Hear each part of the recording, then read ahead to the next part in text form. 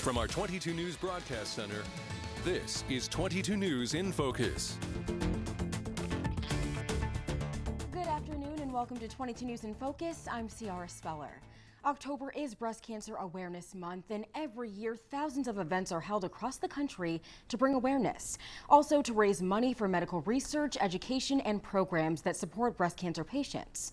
One of those events in our region is the Rays of Hope Walk and Run toward the cure of breast cancer. And here to talk about this year's event are Lucy Giugio-Carvalho, founder of the Rays of Hope, and Michelle Gracie, manager of events for Bay State Health Foundation. Both Lucy and Michelle are cancer survivors, and we want to thank both of you for being on the program. Lucy, let's start with you. You founded the Rays of Hope in 1994. What was your reason for founding Rays of Hope, and tell us about your story?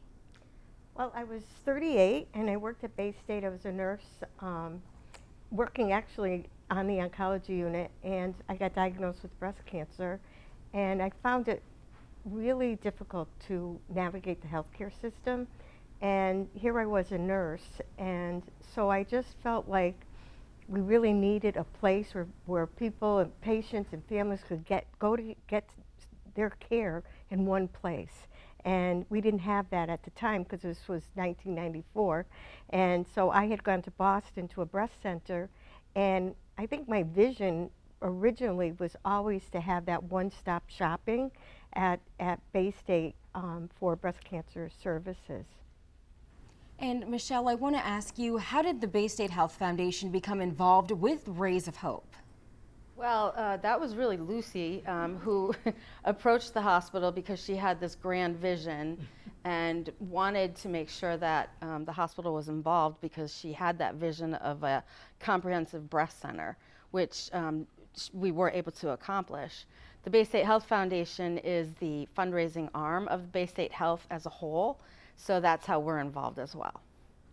And I really wanted the money to go to Bay State Medical Center, and I worked there, so it really made sense to work with Bay State to start off the walk, and it worked. Mm-hmm. Wonderful to hear. And how much money has been raised since the founding? I can answer that, Lucy. Since 1994, which is when we first had the walk, that started with 500 participants and raised $50,000. And this is our 28th year, and to date, we have raised over $15.7 million, all of which stays local, right here in Western Massachusetts. Awesome to hear that. And what is the Rays of Hope Center for Breast Cancer Research, and how does it help local patients? Well, we are really excited that we have the Rays of Hope Center for Breast Cancer Research.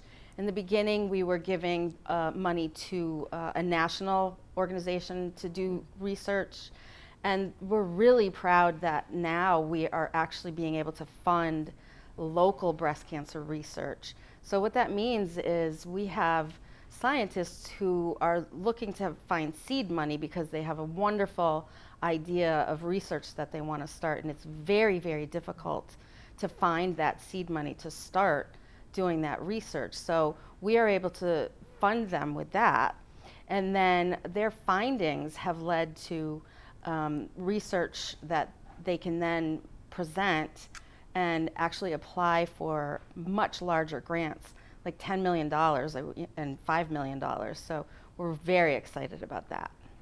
And Lucy, I want to ask you, what other programs does Rays of Hope fund? Well, there's so many wonderful programs. A lot of what we support is support groups, education, and we do art therapy, yoga. Yoga's one of my favorites, and dragon boat racing, where we have a team of breast cancer survivors that work as a team and row on the Springfield River. So I mean, it's really, really amazing. All the programs that we support, and there's so many more. I don't know if Michelle, if I'm missing any, but there's just so many programs that we support. Yeah, I can certainly fill in on that. We support vital programs, equipment, and services at Bay State Health, the Bay State Health Breast Network, and the Bay State Regional Cancer Program. We also fund what Lucy's talking about is we give grants out to community groups and programs. And we also have community partners, and those are the Cancer House of Hope and Cancer Connection. They're able to provide a lot more programming. We're just not in that kind of business, and they do a phenomenal job of that. And what's nice about that is the programs are out in the community. So they're not coming, to Bay State for the services. We're reaching out to them where they are in their local communities. And I want to just touch on this briefly because it is really important to mention that men can get breast cancer as well. So can male patients participate in any of these programs? Yes, it is something that a lot of people don't really realize, that men can be diagnosed with breast cancer. We've had men diagnosed in Western Massachusetts. We even have some that are very willing to talk about it. And they absolutely are welcome to join any of the programs. They can go to yoga, they can do the dragon boat racing, they can do all sorts of things, art therapy and all that. Yeah, and Lucy, where can people go to find more information about these programs? On our website. Mm-hmm. And there's so many services available and support groups, and everything is listed.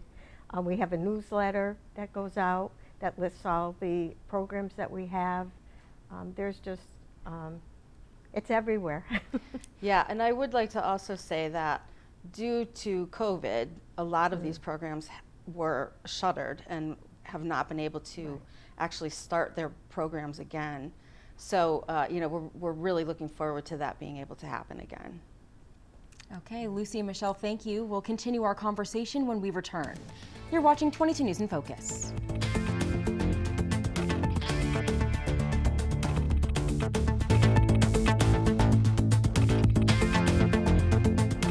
Welcome back to 22 News in Focus. Today we're talking about the Rays of Hope Walk and Run Toward the Cure of Breast Cancer. This year's event takes place on Sunday, October 24th, and it will look a little different from past years. So Michelle, I want to ask you, what is the Parade of Hope? So the first thing that we thought of is that we want to protect the health and safety of the community that we serve.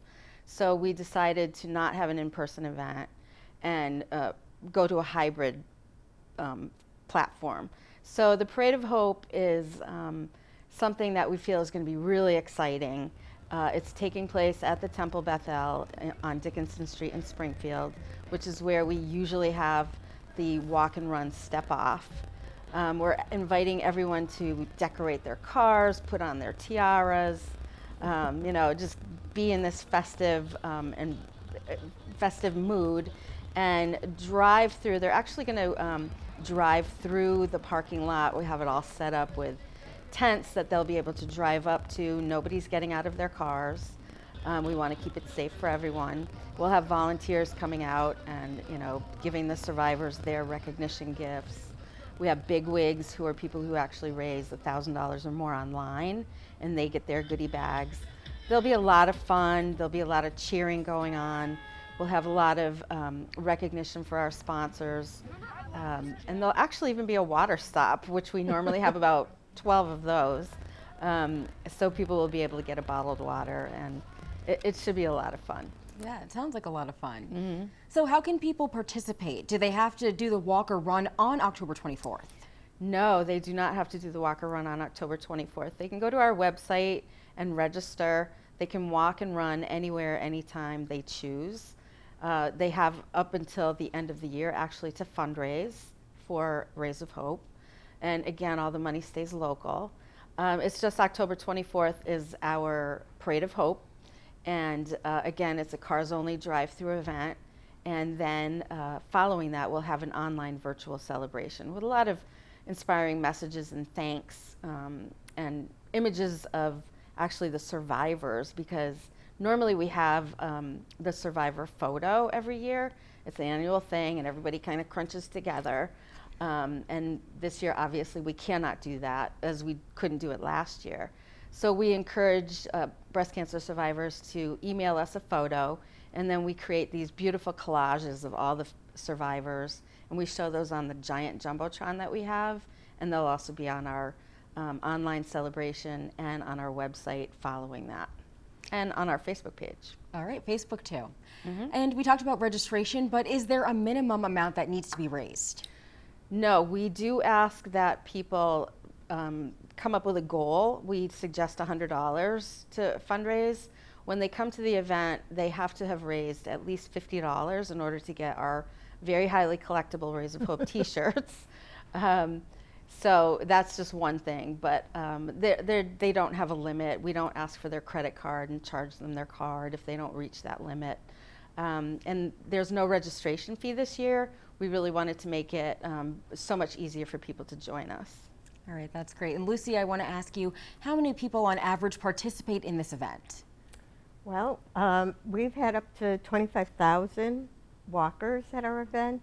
Of course, now that it's hybrid, it won't be that way, but we're expecting next year to be at least 25,000 walkers. All right, and how important is this annual event to your fundraising efforts? It's extremely important. As we said, all the money that we do raise stays local to help support the hundreds of women and men who are diagnosed each year in Western Massachusetts, and the survivors that are living in this community. There's thousands of them. Last year, it was pretty amazing how much money people were able to raise to help support Rays of Hope during that pandemic. But to be truthful, it was half of what we normally raise, which meant that there was less funding for the vital research programs and services that we're able to provide. So we're just asking everybody this year to embrace that power of pink and go out and fundraise and support the people in your communities, in our communities, that have breast cancer.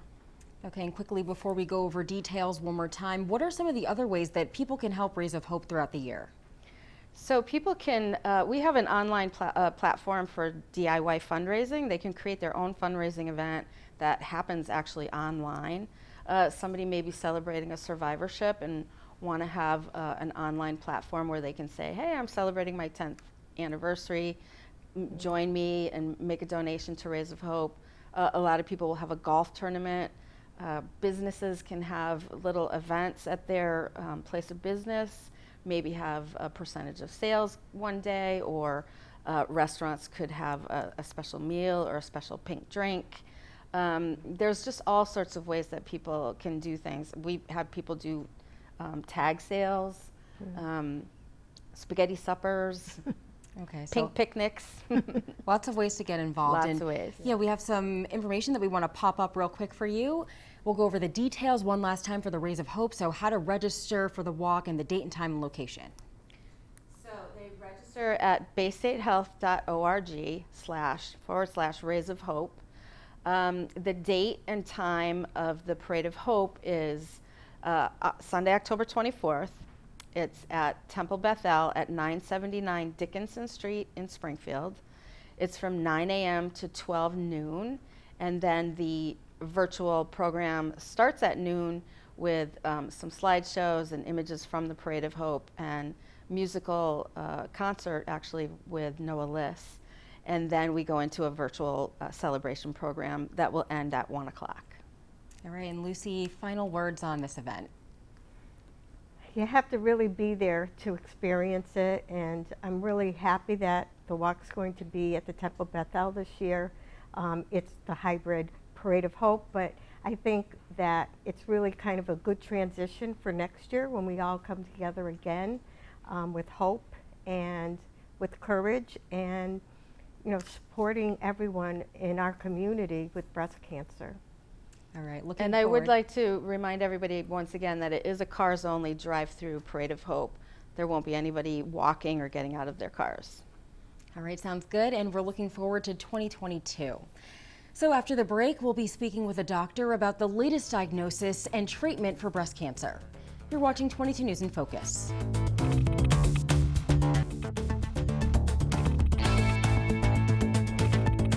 Welcome back to 22 News in Focus. The technology around diagnosis and treating breast cancer has made incredible improvements, increasing survival rates for all types and stages of the cancer. So joining me to discuss the latest diagnosis and treatment options is Dr. Holly Mason, a breast surgical oncology specialist at Bay State Health. We thank you for being on the program. Thank you for having me. So Dr. Mason, I want to ask you, what is breast cancer? We hear this term a lot, but what exactly is it? So a cancer is made up of cells that are growing kind of uncontrolled. So in our bodies, all cells have a certain lifespan. A cancer is a cell that doesn't die when it's supposed to. And so in the breast, there are lobules that make milk and ducts that drain the milk, and the cells that line the lobules and ducts are just growing uncontrolled, and then can break through the wall of the duct or lobule, and that's what's called an invasive cancer. And talk about the different types of cancer. Well, as I said, there's cancer of the duct and cancer of the lobules. You hear the terms in situ cancer, which is when the cells are still trapped within the wall of the duct. In invasive cancers, when it's broken out through the wall. It is invasive cancer that's the big concern, because then there can be spread to lymph nodes and beyond. And those are the two basic kinds of breast cancer. There's different levels of aggressiveness within those kinds, but those are the two basic. And let's talk about some of the symptoms. Well, for the majority of patients, they don't have symptoms, and we find their cancers with a screening mammogram, which is ultimately what we would like to see. But sometimes a woman may notice a lump in her breast that persists and can slowly get larger. Sometimes there can be drainage from the nipples, occasionally skin changes, but a mass is usually how it's identified. And let's talk about the importance of doing self-breast exams, because that maybe would be a reason why somebody would notice that something might be off, and then they can move forward with asking their doctor. Well, I think it's important for a woman to know her breasts, because everyone's breast is different. Certainly women who are still having their periods month to month, it may change as the hormonal cycle changes as well. So they should be familiar with their breast, and if they notice a difference, can briefly monitor it, but then should seek evaluation. Yeah, and so not all changes necessarily mean that it's cancer, right? So how should somebody move forward with if they notice a change, but maybe it's not something that they've read up on before? Okay. Well, I think, I don't necessarily think that, women should be able to tell, oh, this is something that's bad. It's just that it's something that's new. If it's in a woman having a menstrual cycle, perhaps see how it changes through the menstrual cycle, and if again it persists, seek evaluation. But if it's a persistent issue, it should be evaluated. Breast cancer is very tricky. It can mimic many other things, and we just don't want to miss a cancer that we could very easily treat. Of course, and so getting a mammogram, of course, would help detect maybe something that's wrong. But with the pandemic, a lot of people have put off getting mammograms. So what would you say about that? Well, I think that's a normal kind of result of the pandemic. The good thing is that Bay State Health has done an excellent job ensuring that patients can very safely come in for their mammograms. One of the things that's come up with the vaccine is the vaccine can cause some swelling of the lymph nodes under the arm on the side that you had the vaccine. So we recommend, if someone has received the vaccine, to wait 4 to 6 weeks after the second dose, and maybe now the booster dose if you qualify for a booster dose, before getting the mammogram, just so that they don't see abnormal nodes and are unable to tell, is it something worrisome or something related to the vaccine. Certainly, if a woman has a problem in the breast, a mass, new pain, drainage from the nipple, they should just come in and be evaluated. They shouldn't wait the 4 to 6 weeks. And what are some of the risk factors that may play a role in developing breast cancer? The biggest risk factor is family history. And so that's why we always ask a detailed family history. And it's not just of breast cancer, it's of any cancer, ovarian cancer, colon cancer, pancreatic cancer, even family history of prostate cancer. So very important. Other risk factors are, things such as, whether you're getting, good diet or exercise, hormonal influences. We know that there can be a risk with hormone replacement therapy, so we want to be very careful about that as well. And how about the lifestyle factors that can be changed to reduce the risk? Number one and number two are again, diet and exercise. So very, very important, not just for prevention, but also when a woman has been diagnosed with breast cancer. That's something that research has shown can be done to help reduce the risk of it coming back. And once a patient is diagnosed with breast cancer, what are some of the next steps and who's involved in this process? Okay. Well, the treatment of breast cancer is very much a team-based approach, and I tell my patients it's a team sport. So, there would be a surgeon involved, there would be a medical oncologist, and likely a radiation oncologist, but also there's the pathology team, there's also the radiology team involved. Sometimes we will have social services involved to help with coping and support skills. The initial part of developing a treatment plan is with imaging and making sure we have all the information that we need. So whether it's through, a mammogram, ultrasound, potentially a breast MRI, will give us a sense of how large is the tumor, will also help us assess the lymph nodes. And from there, the team can come up with a treatment plan. The important thing to know is that each patient's treatment plan is different. And so I hear a lot from patients, well, a family member did get this, why am I not getting this treatment, or vice versa. It's very, very much individualized. We know so much more about breast cancer than we used to, where everyone got the same treatment. So it's really important that you have a team who is up to date in understanding breast cancer treatment to make sure that you are getting the right treatment for you. And lastly, I want to ask you, does treatment include wellness therapies such as mental health awareness, counseling, maybe yoga, massage, things like that? Yep. Absolutely, and as you heard with the previous segment with the support that the Rays of Hope give, we have a lot of support groups that can offer things such as yoga and community support. We have a strong social services group both at the breast center and at the cancer center that can be very helpful with those issues associated with coping skills. Breast cancer diagnosis is so incredibly stressful, and getting that support both for a patient and the family members who are impacted is very important. All right, Dr. Holly Mason, thank you. And we'll have some final words after the break. You're watching 22 News in Focus.